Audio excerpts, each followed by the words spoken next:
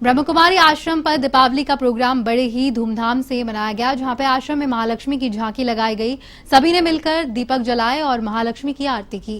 कार्यक्रम में करौली नगर परिषद सभापति पूनम पंचौरी और मुकेश पंचौरी ने शिरकत की। आश्रम की संचालिका कविता दीदी ने दीपावली का आध्यात्मिक रहस्य बताते हुए कहा कि हमें घरों की सफाई के साथ साथ अपने मन की भी सफाई करनी होगी। हमारे मन में जो भी बुराइयां हैं उन बुराइयों को खत्म करना होगा। साथ ही ब्रह्म कुमारी प्रिया दीदी ने सभी से दीप जलाकर अपनी बुराइयों को खत्म करने का संकल्प करवाया।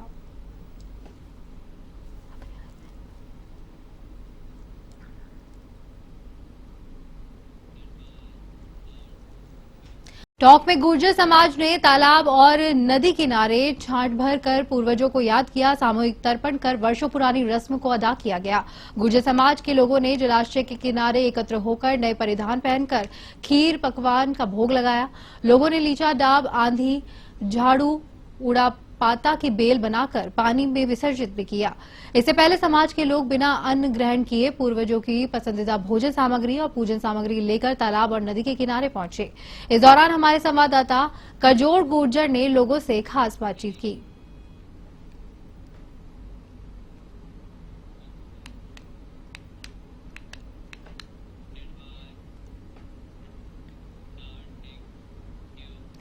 खबर अजमेर जिले के नसीराबाद से है, जहां पर गृह कलेश के चलते एक युवक रोटरी क्लब चौराहा स्थित डिग्गी तालाब में कूद गया।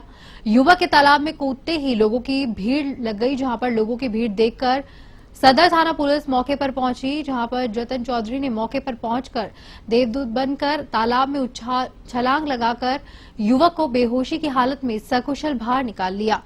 आनन फानन में नसीराबाद के सरकारी अस्पताल में युवक को पहुंचाया गया, जहां पर उपचार के बाद युवक की हालत में सुधार आने पर अस्पताल से छुट्टी दे दी गई।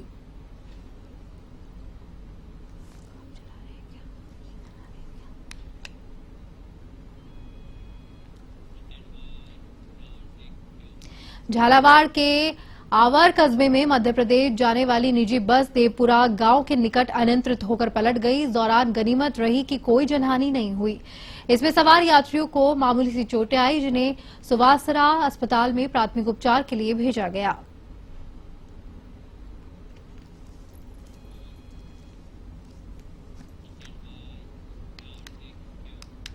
धौलपुर जिले के कंचनपुर थाना इलाके के गांव कुर्री में दबंगों ने 55 वर्षीय दलित महिला को मौत के घाट उतार दिया, जहां पे मृतका के पुत्र ताराचंद ने पुलिस को दी गई तहरीर में बताया कि आरोपी पक्ष के लोगों ने मंगलवार को पीड़ित के खेत में बाजरे की खड़ी फसल में भैंस चराने लगे, जिसको लेकर पीड़ित ने आरोपियों के घर जाकर उल्हाना दिया। इस पर सुबह करीब 8 बजे आरोपी गुलजारी, देवेंद्र, अजीत, सतीश, सरनाम, होली, सीताराम, राधेश्याम गुर्जर ने हथियारों से लेस होकर पीड़ित के घर पर हमला बोल दिया।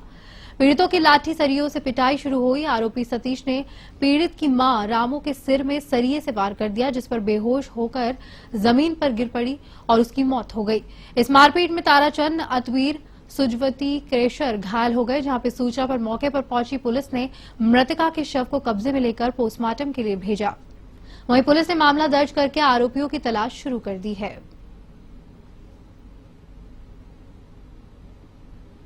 बैठे तो एकदम ये बंदूक, डंडा, सरिया वगैरह लेकर के घर पहुंचे। जिन 1.5 अड्डा की गाय दे के मारो चो निकलो तुम बोलते खेती की नाइन कैसे करेगी गई, हमारी भैंस तो ऐसे ही चलेंगे। बहन जो चवन को यहाँ भग जाओ, यहाँ नहीं जाएंगे तुम तो साले हो तुम जानते मार देंगे। अब इतने के जिन्हें नाई करेंगे गाली क्यों देते, खेतों याद दो। अब तुम ऊपर से गाली दे रहे हैं तो घर में एकदम भीतर घुस पड़े सभी लोग और जाके फिर लाठी सरियों से मारपीट गई।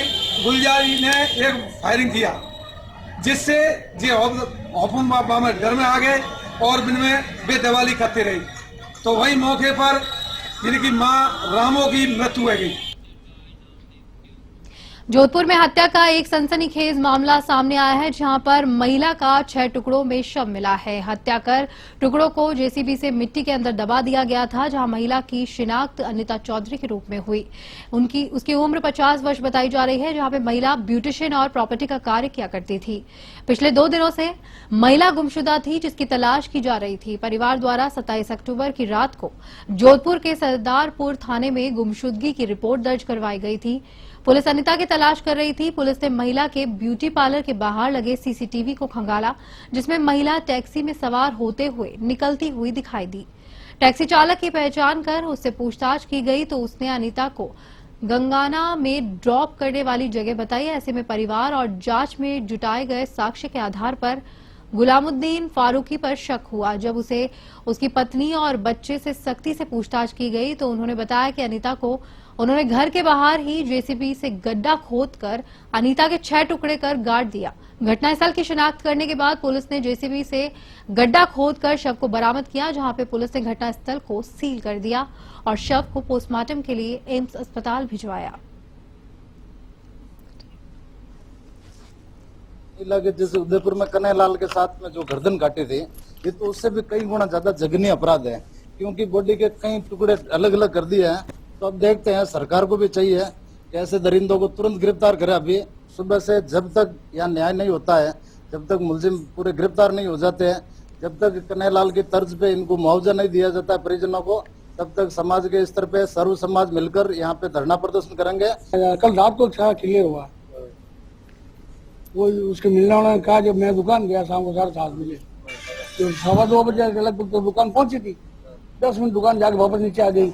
उस दरमियान किसने बुलाया, क्या फोन किया, मैं नॉलेज में नहीं था कुछ भी। आप किस हालात में मिला शव जो आप लेने गए थे? शव तो अभी लेने गए थे, कल रात को पता चला।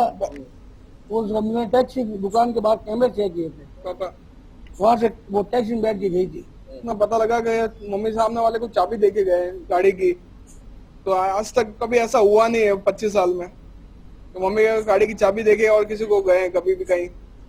तो जैसे ही हमने इधर उधर पूछताछ की, मम्मी का फोन बार बार स्विच ऑफ आ रहा था, कहीं कुछ नहीं मिला। करके हम 27 तारीख को रात को सरदारपुर थाने चले गए और वहाँ पे रिपोर्ट दे दी थी। उसके बाद में जैसे जैसे तकदीर आगे चलती रही, कैमरे की रिकॉर्डिंग निकाली, सब किया, उसके अंदर ये मम्मी को बहुत बुरी तरह से। अनिता चौधरी नाम की महिला हैं, जो 50 साल जिनकी उम्र है, वो गुम हो गए थे। वो बी रोड से गायब हुए थे। वहाँ से परिजनों ने कहा कि वहाँ उनकी दुकान है, वहाँ के आसपास से वो गायब हुए थे। फिर आगे क्या रहा था? उसके बाद में जब हमने फुटेज देखे और तो उसमें महिला टैक्सी में बैठ के जाती हुई नजर आ रही थी, तो उसके साथ कोई नजर नहीं आ रहा था।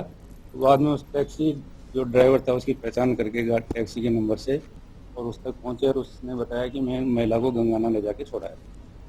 उसके बाद में जब हमने आगे पता किया कि वो घर किसका है, वो एक गुलामुद्दीन नाम का व्यक्ति था, उस व्यक्ति का घर था। वो व्यक्ति घर पे नहीं मिला, उसकी तलाश कर रहे थे कल शाम से ही, और फिर आज उनके परिजनों से उनसे पता किया तो वो गायब मिला। और फिर बॉडी की हमारे उस घर वालों से इनसे सख्ती से जब पूछताछ की गई तो बॉडी का पता चला कि घर के सामने।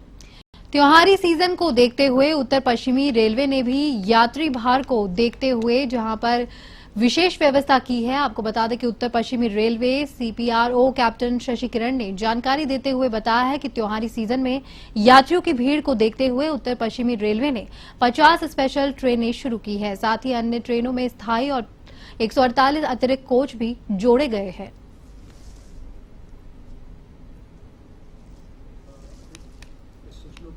इंतजाम कर रहे हैं ताकि जो भी यात्री आ रहे हैं अपने गंतव्य स्थान जाने के लिए उनको कोई असुविधा ना हो।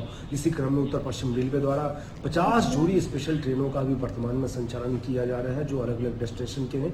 खास करके हमारा जो ध्यान है वो है ईस्टर्न साइड और नॉर्दर्न साइड जाने वाले यात्रियों के लिए, क्योंकि उधर जाने वालों की रश ज़्यादा होती है और इसी क्रम में जो है उधर की तरफ जाने के लिए स्पेशल ट्रेनों का भी संचालन किया गया और अतिरिक्त डब्बे भी लगाए गए हैं। अभी अतिरिक्त डब्बों की अगर हम बात करें तो 148 जो है डब्बों की अतिरिक्त बढ़ोतरी की गई है, जो रेगुलर ट्रेन हमारी चल रही हैं। साथ ही साथ जो कि यात्री भार बढ़ रहा है इनके कारण से, तो स्टेशनों पर भी जो हमारे मेजर स्टेशन है, जैसे जयपुर स्टेशन है, जोधपुर स्टेशन। जुरहरा क्षेत्र के गांव सोनोखर में दर्दनाक हादसा हुआ है, जहां पे घर में गंधक और पटास के पीसते समय भीषण ब्लास्ट हो गया, जिसमें सोनाखर निवासी गौरव पुत्र वीर सिंह की मौके पर ही मौत हो गई। हादसा इतना भीषण था कि गौरव का हाथ कटकर अलग हो गया और मकान में भी नुकसान हो गया। मृतक खेतों से पशुओं को धमाका कर भागने का काम करता था, जहां पर घटना के बाद जुरहरा थाना अधिकारी योगेंद्र सिंह मौके पर पहुंचे।